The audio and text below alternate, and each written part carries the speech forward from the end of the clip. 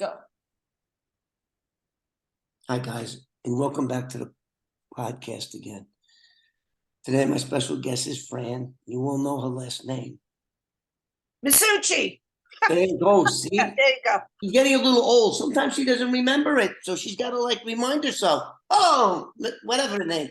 Anyway, today we're going to be talking about the day the Earth stood still for Fran and her mom. This is the day, September 18th, 1974, that her father went missing, never to return again. So Fran and her dad were very, very close. I mean, inseparable. The brother, not so much. And I think there was a lot of animosity there between, he was 14 years older than her. A lot of animosity between those two siblings. Fran is going to give us a blow-by-blow of that day, because Fran actually would dress her dad like little girls dress. I never heard of this before. Dress Barbie dolls. She used to dress her dad. Her dad owned clothing stores. They were as wealthy can be. Back in 1974, $104 million a year. That's stupid money. That's stupid money. That comes out to 658 million of 2023 money. I did the math. So Fran's gonna take us through that day like nobody else ever heard this before. The actual day that the earth stood still for Fran and her beloved mom, who's no longer with us. God bless us all. Go ahead, Fran. Why don't you take us from 4:30 p.m. right till you found that your dad did not come home that day? Well, let me start when I came home first. I came home at 3:30 with my mom from school. My brother taught in the same school that I went to. And he had to stay because he was a teacher. He had to stay and do paperwork. So my mother brought me home. Usually I would go to school with him and come home with him. So I got there and my father had just gotten up. My dad used to stay up all night, and because he would work, in the night. That was his thing. And he would sleep most of the day. When other people's father were going to work, my father was sleeping, and I thought it was normal. I was like, wow, that's too bad that your dad has to get up. My father's sound asleep. You don't understand when you're a kid. So anyway, what happens is he was hungry, came downstairs, and my mother was making me lunch. I was starving. So she was making me a sub sandwich. And he said to me, babe, give me a bite. And I gave him a bite. And he was in his pajamas. And he goes, I'm going to go eat later. I'm going to a meeting. So I said, oh, okay. So my mother said, do you want to eat that sandwich? I'll make you another one. And he goes, yeah, that was really good, because she made like a cup of cold from alone. It was a real nice sub. So I gave him my sandwich and she made me another one.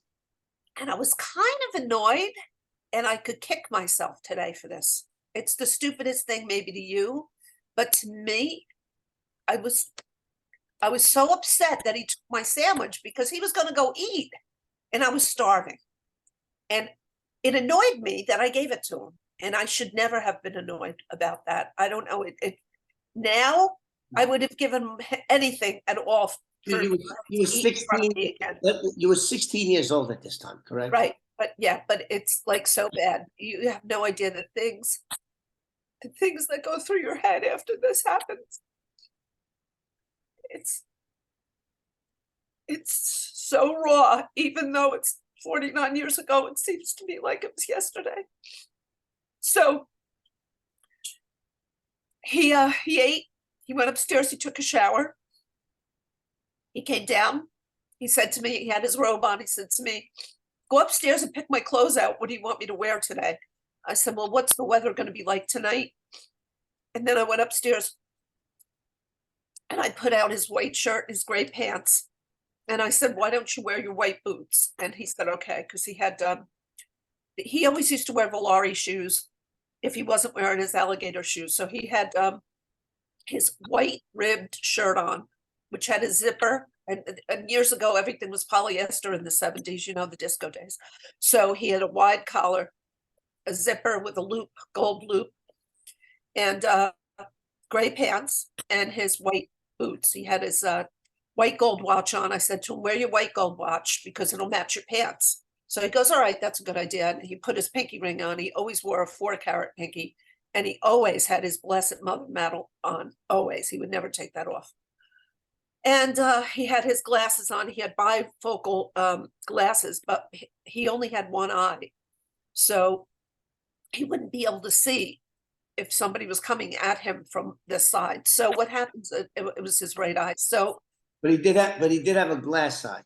yes, he had several. My girlfriend went in the cabinet to grab something. He used to keep them in a shot glass, and she went to grab something. She went, you know, I was like, you're not supposed to go in my house and look through my shit, like unreal. Anyway, he said to me, babe, before I go, I'm going to go upstairs and get dressed, put the giddy app in the car.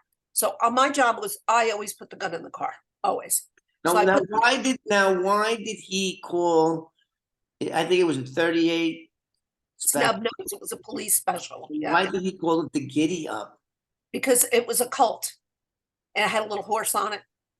So that's why he called it the giddy up. So, you know, All cult guns have I don't know if it's a prancing horse or like a Ferrari. It's just like a Ferrari insignia, and it's stamped on the left side of the gun, and it's a horse. So they called it the well, giddy he up. called it the giddy up. Well, we would be in our house. We never talked on the phone. We talked in code.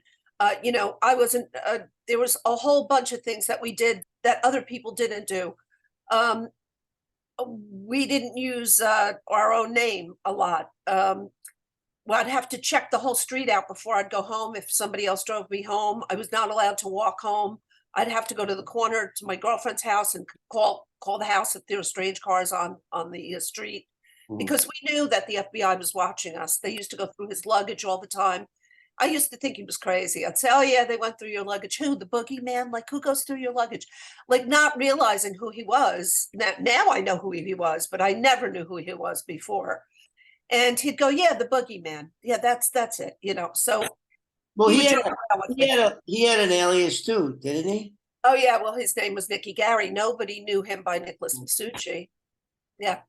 So, you know, even when they would see me in Jersey City, or if there were any businesses that we went to, they'd go, oh, there's Nicky Gary's daughter. They would never say, there's Fran Masucci, you know?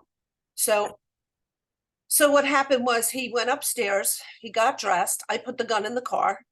He told me, he said, tell JoJo that to meet me at 11 o'clock at the diner, down at the diner, I'll be there. Well, excuse me. And Where did you put the gun? Where? I put it in his glove compartment. I always put a hanky around it and put it in the glove compartment. Okay. So what happened was he told my mother something. I don't know what he was talking to her about. And then he kissed her goodbye. And I always would kiss him last and lock the door. And because we had 3 locks on every door. And he would say, lock the door, don't let anybody in. That's standard procedure every time he went out the door. So he gave me 3 kisses on the lips, like real quick. I'll see you later. Tell your brother that I'll see him at 11 o'clock at the diner. Don't forget to tell JoJo. My father always pointed if he wanted you to know something. So he said, don't forget to tell him, and lock the door and don't let anybody in. Okay. So I was locking the door. I saw him pull out of the driveway and leave. I locked the door. I shut the other door, and I went about my business, you know, in the house, just like anything else. At about 2 o'clock in the morning, my phone rang, and it was my brother, and he woke me up. We had school the next day. It was a Wednesday. So he calls it had to be around 2:30. He called me, and he's screaming, get your mother up. I've been calling the other phone. Now, my mother used to pull the plugs on the other phone because she would take a sleeping pill at night. She was sick. So they would give her sleeping medication. And she was, didn't hear the phone. So I had an extension cord on my phone. So I pulled my phone into the hallway and I went and woke her up. I said, JoJo's screaming. I don't know, something's wrong. So she gets out of bed and we're both standing in the hallway, like dumbfounded. We're sound asleep, and he's screaming as usual. And he's saying, Daddy didn't come home. Daddy didn't come there. Daddy didn't come to the diner. He didn't show up, blah, blah, blah. And he's screaming. So I said, where are you? Never mind. I gotta go. I have to go. He kept screaming he had to go, but where was he? So he goes, make a pot of coffee, make a pot of coffee. Make a pot of coffee. I looked at her. He's a tea drinker. Why would he want coffee? That just didn't make sense to me. And at that time I said, where are you? And I heard all this change drop.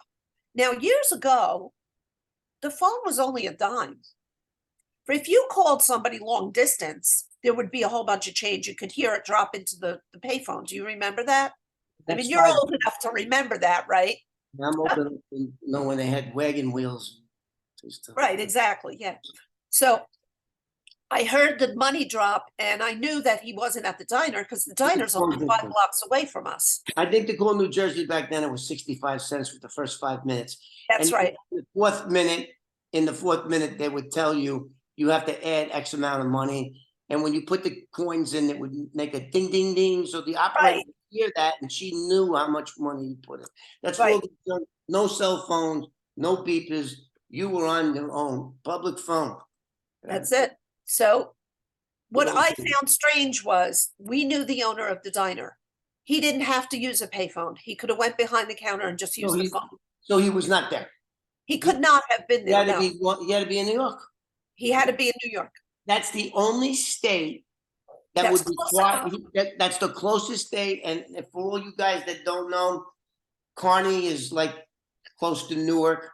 20 minutes to New York. It's 11 miles from the Holland Tunnel, from Kearney to the Holland Tunnel. 11 miles. And years ago, you could take the decamp bus right on our corner, and it would bring right into the Port Authority like that. I took it for years. I worked there. So he didn't show up until like 5 o'clock in the morning. It was after 4 o'clock that he showed up. And when he called you, it was what time? 2:30? 2:30. Yeah. So when he came in the door, he was a raving lunatic, screaming at my mother. My mother did put a pot of coffee on. I still have the coffee pot because I saved it. It was a clear Corningware pot. Remember them? Yeah. My father would only drink chock full of nuts coffee from that coffee pot. Chock full of nuts is the heavenly coffee. Jesus Christ, we're really old. So a better coffee a millionaire's money can't buy. Remember that. Okay, so millionaire's money can't buy. That's right. So what happens is, how good the ads were back then that 50 years later, I still remember the songs. That jingle, and all of them, Bounty, the quicker picker up. How are we thinking about this? All right, let's get back to the. Okay, so I was staring at the coffee dripping, because I knew something was very wrong. My father was always very early for appointments, never late. So now it's hours later, and I'm like, what is going on here? So my brother's screaming at my mother when he walks in the door, get the phone, Buck, call people up. She's like, who should I call? She didn't even know what to do. My mother was so upset and so innocent. Let me put it that way. My father never told her what he was doing. She had an idea, but we didn't know. I mean, of course, your father had a good mind, right? Oh, yeah, he did. But we didn't know that at the time. Well, she did. She beat her up. Why would your brother be so upset? Maybe he met a new one and he just got carried away for a couple of hours, right? I'm talking about the 2:30 call. The 2:30 call. Why was he screaming? He could have broke down. He could have got a car accident, Why didn't he ask me, is Daddy home? Yeah, did he call? That would be the first one. Hey, Daddy didn't show up. Has he called? Is he home? Is he home? Did he ask you? Did he? No. That was kind of stupid. This guy's kind of stupid. So everybody listen to this part of the story. Go ahead. So Mm. he comes in and I said to him, "Where have you been?" And he puts his hand in my face as he usually always did. My brother used to beat the shit out of me when nobody was home, or he beat the shit out of me in front of my mother. So anyway, he puts his hand in front of my, he goes, "You're not allowed to ask any questions." And he went upstairs, he came back downstairs. And at this point, I am so upset. When I get upset, I pace. So I paced, we had a very long living room, it was 30 feet long. I paced back and forth, I think till 10 o'clock in the morning, the next morning. And all I did was hear him screaming at her for her to call somebody. "What do you think we should do? Blah, blah, blah, blah." He was just going on and on and on. And every once in a while, I would pop my head in the kitchen and he'd say, "You get the fuck out of here. Get out of here. Get the fuck out of here." Like I was a pest. It's my father too. Sorry. So he said he was going to call Very my uncle odd Nucci. behavior. This is not Extremely the odd. type of demeanor you would think somebody whose father went missing. First of all, no one is gonna get that excited, even at the 4:30 mark. All right, he went out, he's probably with his gumad. Did he know the gumad's name? Didn't he? Yeah. You probably knew. Well, did he call her to ask her if He he was? never told us anything. He just Maybe kept he telling fell my mother asleep. to call me. I went out on a date one time when I was like 15, 16, went to my house. My girlfriend and I were watching TV. We fell asleep, and the next thing you know, it was 3:30 in the morning on a school night.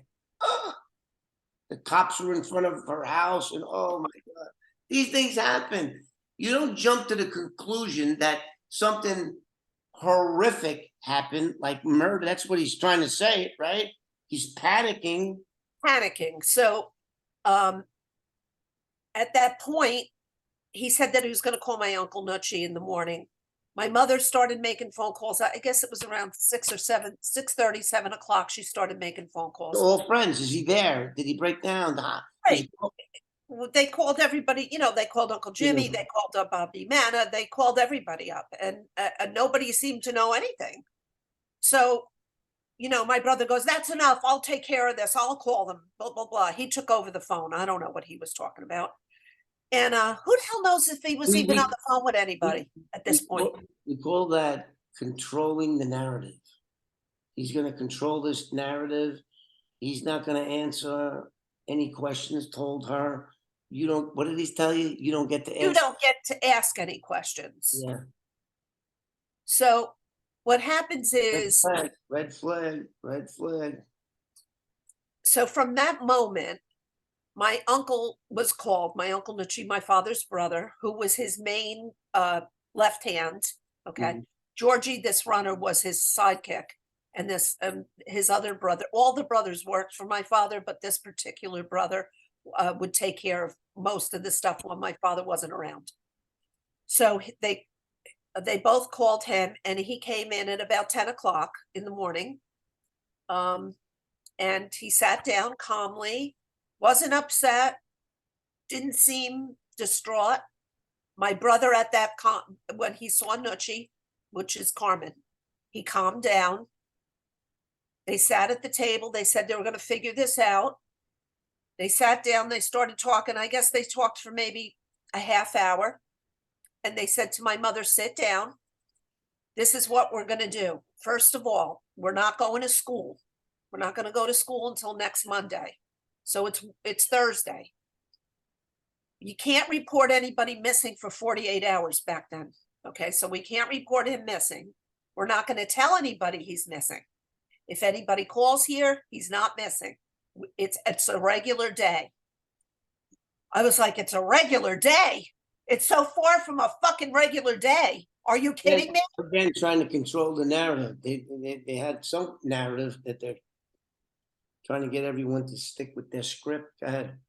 So my mother was a wreck, and she sat down, and my brother and Nucci said, "You have to transfer the cars into JoJo's name right away, because JoJo said the FBI is going to come here. They're going to want to know where these cars are, the money, all the money needs to go in a safety deposit box. Go get the money And she was hesitant to do all this. Like she was, such craziness was going on there. She was confused. I was totally confused. And he said, and the title of the house should be in my name as well. We should transfer everything over, and Uncle Nucci and I are going to take over the business. I said, take over the business. Now I'm getting involved. I said, take over the business. You don't know anything about the business. What the hell would you take over for? He Okay, said, at this point, how many hours has passed since 2:30? it's like 12 o'clock 12 o'clock now. So they already have him We already dead. got it all planned. He's dead, but no. My point is, so at this point, 2:30, he's a no-show. 4:30, they're panicking, and by what time did you say? 10 o'clock in the morning, Nucci 10 came. o'clock in the morning. 12 o'clock, they've already made a plan. So they know he's dead. They know he's dead. But He we can only didn't. be dead. No one's gonna imagine if he was doing whatever and comes back And finds this today, out. and his house is not in his name, his cars are transferred, and all his money is in somebody else's safety deposit. So that's super red flags that your brother had something to do with this murder. Your brother absolutely positively at this point knows your father's no longer alive. He knows it. Go ahead. Go ahead. So That's what I see. I'm sure the audience, our viewers, right? Viewers, I mean, you take somebody, you don't switch titles to a house, cars, and put all the money in the bank. And we're gonna this story is still mind blowing. Go ahead, Fran, please. So what happens from there is my mother doesn't know what to do at that point, and Nucci, Your mother is sick at this point too, very ill at this point. well, she had 2 open heart surgeries. She had valve surgery, and she had a fake valve in her heart. Recovering from all of that, and then she gets hit with Psycho Man coming in. And she only had that operation a year before, so she had the fake valve in her heart for about a year. It was exactly September. It was exactly a year she had the valve. So her lips were turning black because she was so upset. And I thought she was going to drop dead. And they just didn't even care. They were like, oh, whoopee, we're going to take care of them. We're going to take the business over. I'm like, I said to my brother, what the hell do you know about the business? You've never been in this business before. You go to college. Who pronounced this? Who pronounced this man dead? Wait a second. Stop. Back up. So he's dead. Do you know? I mean, why didn't anybody? I mean, you are 16 years old at the time. She's only 16 years old at the time. The mother is ill. So, but hold it. So, are you saying that he's dead? Didn't anybody ask that question? Well, I kept saying, why are you doing this so fast? And he said, you shut up. You're not allowed to ask any questions. Get the fuck out of here. He just wanted me out because he said, you got a big mouth and it's always running and you got to shut the fuck. And I'm the boss and you're kind of coming home every night now at 9 o'clock. I said to him, you're not my father. You're not going to tell me what to do. I didn't even listen to my own father. Okay. And he hated me for that because I could get away with that, but he couldn't. Because me and my dad were very alike, very alike. So Fran, he said, Fran, at this point, are you believing that your father is no longer with us? No, I'm so confused. Right, but so all right, I get it. You're 16 years old. I get it. Didn't your mother say, wait a minute, why would we do this? Well, she did. Dead? Is he dead? Where is he if he's dead? If you know he's dead, then where is he? Who killed him? This guy's a dumbass. You're a dumbass, dude. And I hope I do piss you off, tough guy, psycho guy. I know all about this guy. He's psycho. He lives in Virginia. Yeah, it's all coming out now, bro. Go ahead, Fran. So now what happens is he said, because he was on the auxiliary police department and his best friend was the chief of police at the time. His name was Chet Potter. He said, I'll call Chet, later on today, and then we'll report him missing in 48 hours. And why not just report him dead? You just turned the house away. You just took all his stuff. You took all it. You changed title to house call. Are you kidding me? Why didn't somebody? Went to the bank the next day with my mother. They opened up a safety deposit box that like the next day. They put all the money in. He took the plates off all of our cars and put the plates, the cars in his name. He told us to go upstairs the next day after that. He said that the FBI and that the cops were coming to ask questions, and he didn't want my mother to answer any of the questions or be involved in this because she was so What would your upset. mother know? Your mother was in bed when all this went on. Why would he be so worried about what your mother would say? My husband left at 4:30 yesterday, hasn't been seen since. That's the only thing your mother could tell them. At this point, Well, we had to stay upstairs and we were like two little kids. Her and I were trying to listen. We're at the steps, like trying to listen What to a movie. what they were saying. It was, and he came up the steps at one point and caught us in the hallway. And he said, "Didn't I tell you to go back inside? Didn't I tell you to lock the door? Keep the bedroom shut. Keep it shut." So we, now you got to understand something. He's very violent. And he tried to kill me more than once. Okay. So we ran inside, like two little babies, and she was crying and she was very nervous. And I was trying to calm her down because I didn't want anything to happen to her. I'm saying to myself, oh my God, I'd have to live with this maniac. You know what I mean? Because if I lose her, I lost my father. I don't know what's going on. I'd have to be with him. He's got the house in his name. He's got the money. He's got the cars. I'd be stuck with this crazy bastard. So I'm sorry, I get really upset when I talk about this because it was just a horrible. I'm getting upset. I think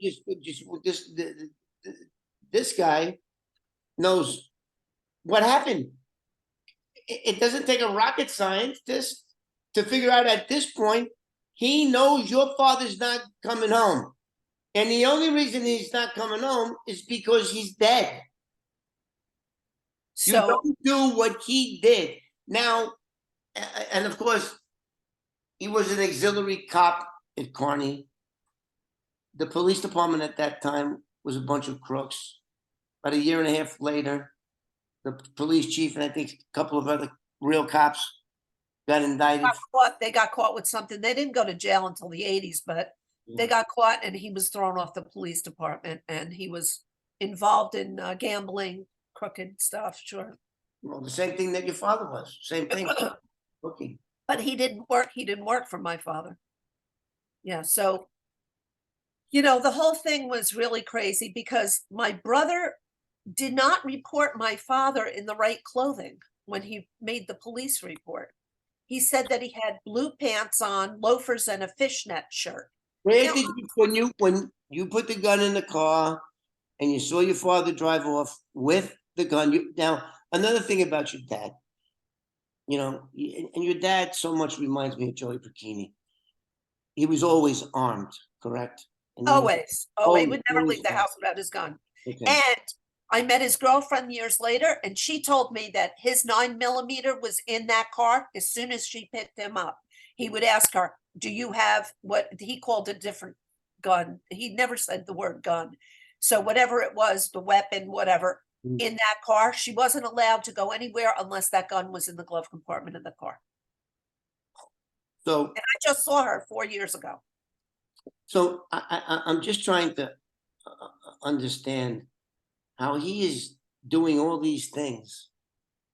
And as sick as your mother was, at any point during this time, did he say he's dead? No.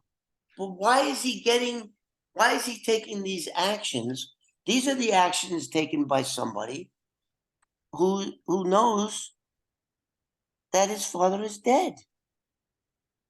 You don't do any of these things if At you the don't time, know where he is. we were so upset. We were so confused and upset, and he was You're always 16, I get it. screaming and screaming at us that we just didn't even know what to think about anything. We were in shock. It's listen, this is how it is when you have a missing person. People don't understand this. Do you ever get lost in a department store and you can't find your parents? At the Do beach. you ever lose your kid and you can't find them in that state of panic? Oh my God, where are they? I'm still in that state, never get out of it. I'm still waiting for You know, somebody to answer a phone. one thing to lose a loved one, but then I can't imagine. I am, It's they say horrible. that God only gives us things that we can handle. Well, guess what? I wouldn't be able to if I didn't know where my father was. And that's why, you know, what happened here between meeting Fran through this third person and with this Roy DeMeo car and the Sal thing.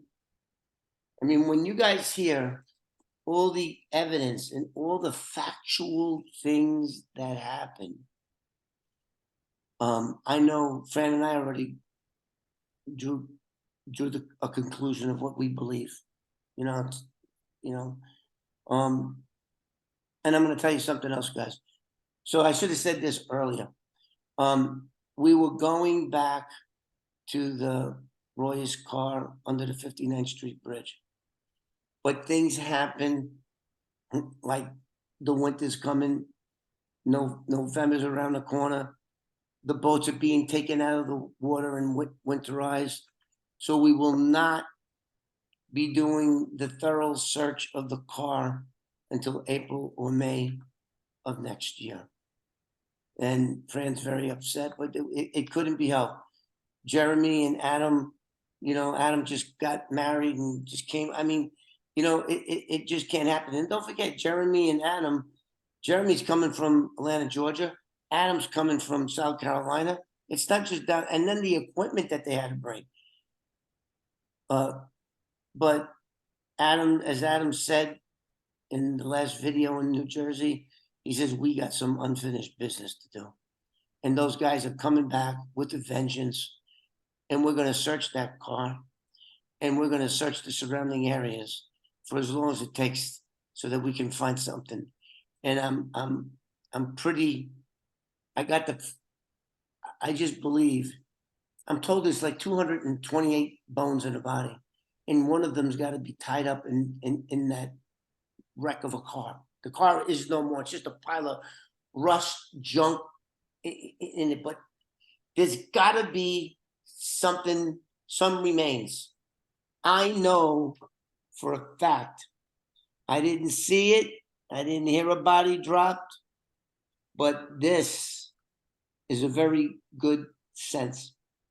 And I know what I smelt that night on the Van Wyck. And I know what I smelt that night when I pushed that car in the river. I knew there was somebody in that car. And so we Here's are, the best part though, Kevin. huh? The best part of this whole story I don't know is what the for best. 1 year, we were not allowed to tell his own family that he was missing. Nobody knew. So when I went to collect the money at Jimmy Knapp's house, a couple of months later, we had no money coming in. Uncle Nucci started the business and he didn't give my mother 2 cents. So we had no money to pay the bills. My brother got kicked out of the house for beating the shit out of me, beat me so bad he broke his hand on my head. So my mother threw him out of the house. And he took the plates off the cars so we couldn't drive them. So my mother had to put the plates back in her name. And she went to the safety deposit box and there was only $10,000 left. So he took the money. Okay, you know what I just decided? Just made an executive decision. Me, an executive. I'm the CEO and the president of don't laugh, I am. Got my own television network. Your own world. And my 14-year-old daughter has to operate From behind the Idaho. scenes because her dumbass father. But anyway, I am all those things. And I was gonna put this video up on, we just put one. Okay, so it's the same day. I don't know how I'm talking about this. I was gonna put this video up in the middle of next week, but now I'm so blown away. Most of this story that Fran just told all of us is I'm hearing it for the first time, like you guys. I mean, I know things that you guys don't, but I'm guessing that you're going to be putting things together.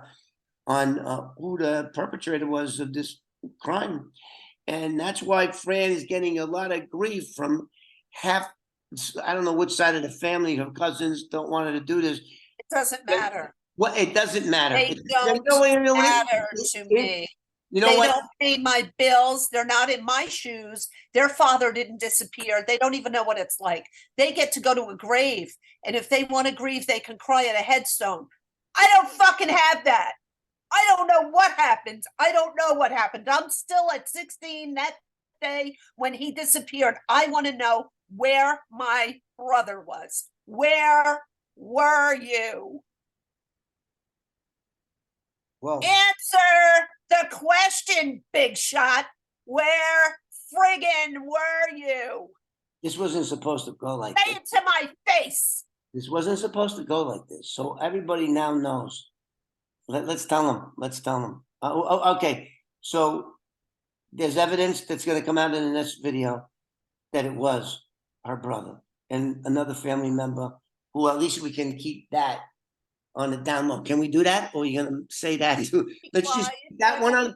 Quiet. The what? Be quiet, Kevin.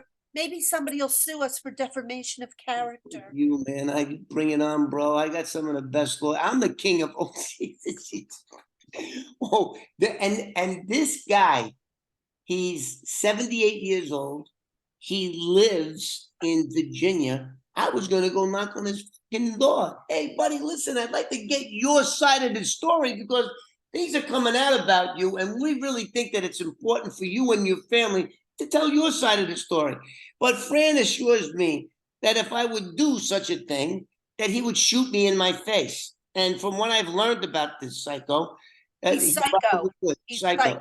So now he's a 78-year-old psycho. Looks pretty good. We got his picture. We're gonna put it up in the next video. I'm gonna put it up. So, hey, psycho dude, I'll be 70 in a few months. I'm 70. You're only 8 years older than me. Psycho dude, why don't you try to beat me up like you did your sister, you bitch? Why don't you try to, I'll meet you anywhere. I'll come down there. I'll get a next flight. Whoop, I'll be right over there, tough guy. You like to beat up women and threaten your mother that had her 1 foot in the grave at that time? So anyway, I didn't want that damn thing to go like this, but since she let the cat out of the bag, and can you blame her? You see how pissed off she got? When you're pissed off, the truth comes out. You want to know what I really think about you, people out there, whoever the fuck I know? Just piss me off and it'll come. I'll be filter deficient between here and my mouth. And Fran is a female version of me. This one, she's gonna keep her mouth shut. I'm telling you right now, she don't give a fuck. She's gonna talk. So anyway, we're gonna tell. You have to go to the bathroom. We're gonna tell the story in the next video. We're gonna tell a story, Fran is, that's gonna prove beyond a shadow of a doubt that he was one, at least one. We know that there was at least 2 on the New Jersey side. Where I'm thinking there was other people on the Brooklyn side because that's where he was headed. He was headed to Brooklyn to pick up a $200,000 payment. That's what he was going to Brooklyn for. So I think we're gonna cut this video right here before I get home because I'm a blabbermouth. So is she. 2 blabbermouths going to town. Not going. Listen. And the other thing, for all you people that go, I don't have no Larry King in me. I was a criminal. I was an informant. I was a lot of things, but a news anchor isn't one of them. But I'm sure good looking. I mean, if I put a suit on. Oh, mother of God. Did that slip out? Ooh. Oh my God. Please, Elvis. Elvis has left the building, okay? Did you see the bounce though, doesn't it? I use the new shampoo now. It's got a little Rogaine in it, so I keep my hair. Anyway, we're gonna get out of here now. So you guys know what's coming. And I want everybody to be like jurors and look at all the evidence. And at the end of this thing, I mean, the shit's gonna hit the fan now. When you know what I'm gonna do with this video? I'm gonna send it to his email address with my phone number out on it. And if you'd like to Hey, listen, what's his name? This asshole's name? Joe? Jojo. Jojo. You know, a lot of bad things have been said about you today. Why don't we get your side of the story? There's no, I'm open there. I'll fly right out. I'll come right. I'll be on the next plane. I'm going to New York Thursday anyway. I'll be in New York on Thursday. But yeah, well, let's make it Thursday, Jojo. I'll be in New York. I'll rent a car. I'll shoot down there, and me and you will have a little talk and get your side of the story. Okay? Is that a deal, Jojo? Jojo? I just can't. What are you laughing? I just gave myself a headache. Look, my hair looks good, but underneath my hair, I got a freaking migraine. I'm not used to dealing with women like this. What's the other woman? There's all these women around me. All right. Fran, would you like to say anything else before we hang up? Before we sign off? Or You don't know what the hell you're saying. I don't know. I know. I just look good. I just want to. You know, as I'm doing this interview, I'm watching myself like in the mirror. And I'm going, boy, for it. An almost 70-year-old guy. You're killing me, Smalls. Okay, so Anyway, I so just just challenge Jojo. I just challenged Jojo. I'm calling Jojo out. Let's hear your side of the story, Jojo. I'll bring my editor and camera guy down there. Okay. I just want everybody to realize how serious it is when somebody's missing, what the family goes through. You have no idea how bad it is. I couldn't imagine it. And don't forget, everybody, this event happened almost 50 years ago. It's 49 years to September 18th. Everything that she's told you is September 18th. Around the time I was driving a 1972 Lincoln Town Car and put it in the river. There was. So I want people to actually look at the UFFM you see on TikTok. See if you see any of these people, if any faces are familiar, if you know anybody that knows somebody that knows something about one of those people, please, we post missing people every single day. So please go there and just look at their faces, even if it's just for a couple of minutes, and just see if you notice that, please, these families, you don't know what it's like when I go to Missing Persons Day. Not only do I cry with them, they cry with me. It is heinous. It's heinous. And look what happened in Israel. Oh, Thousands of missing people that they may not even, there was, I got to tell this story real quick. The state of Israel has been putting out commercials about what those assholes did. Okay, they're putting out a commercial, and they flashed the young people that were taken during that music festival, and there was this guy.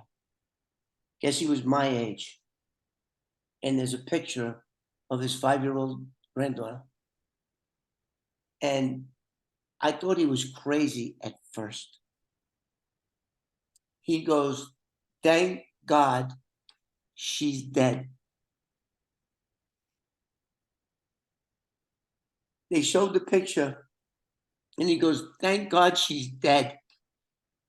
What? Thank God she's dead, because they would have tormented her. They would have tortured her. They would have raped her. This is a little girl. And he just kept repeating, "Thank God she's dead." And we got the body back. Thank God she's dead. Whoa. I think your organization there, in light of all these missing people now that have been taken in tunnels and stuff, holy crap. But you guys got to Google that commercial where this guy is saying, "Thank God my beautiful granddaughter is dead," and his eyes are welling up. And he says, "Thank God we know where she is." Fran doesn't have that. We're going back. We don't know. Listen, we don't know who was in that trunk, but I do know this. The only reported missing person in 1974 was in New Jersey and New York, was Fran's dad, Nicholas. The only one. And then we got Salvatore Vitale. We got him saying there's so much evidence here. And that's why it's very important, Jojo. This ain't 1975, Jojo. They got any idiot like me can have a friggin' platform, social media. It's you've been exposed already. You've been exposed, and it's time to get your side of the story. I'll be in New York on Thursday. I I will also want to make an announcement if you don't mind, okay?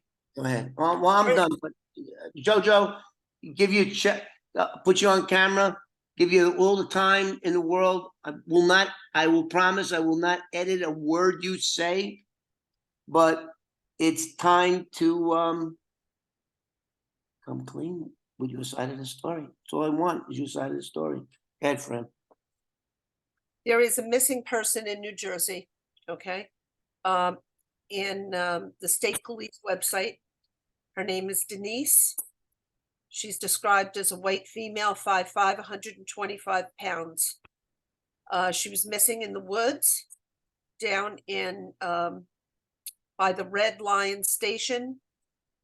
It's Denise Smith. She's only 51 years old. She had dementia. This is a picture of her. Can you see that? No. No? Shit. But I'm sure it's on the website, right? Okay, it should be on the state police website. It's been 6 days. They can't find her. She's probably passed by now, but please, if anybody knows anything about Denise Smith, she's been missing for 6 days. She wandered off at her home and she's in the woods someplace. Nothing could be worse than not knowing where your loved one is. Nothing. I Fran is a stronger woman than I am, and man, I don't know what I would do. Sometimes I can't even think about it, Kevin, because when I do, I stay home and cry all day. So it's so crazy because I don't know if they tortured him. I don't know if they just shot him. No, those guys, their memos, they usually, first of all, he was armed. Your father was no fool. This is way I envision it happened.